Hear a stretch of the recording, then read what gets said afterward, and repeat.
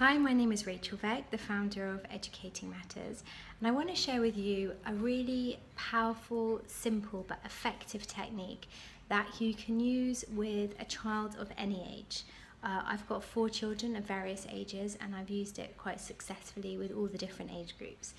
This is about using role play. So when you need to rehearse a tricky situation with your child, actually acting out that situation really helps them to understand what it would feel like and also to be prepared when that occasion actually arises.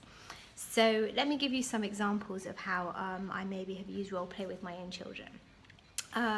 One is you could role play picking up the phone and calling somebody and asking to speak to their parent if you want to have a play date, or if you have a child who's quite shy and isn't very good with being introduced to adults they don't know, so you could actually role play shaking hands, looking at the person in the eye.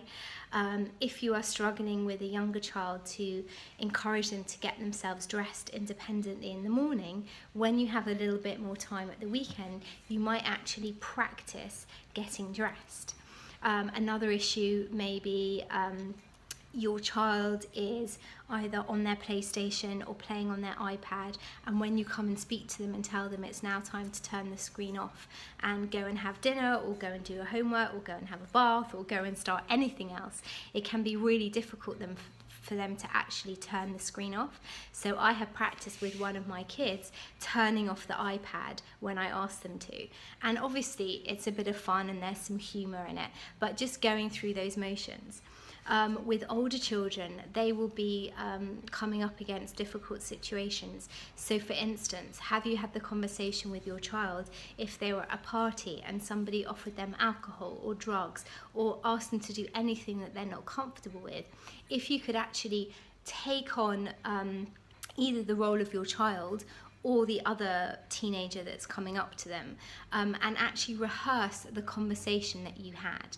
It's really an effective tool for them to go through the motions of being in that position.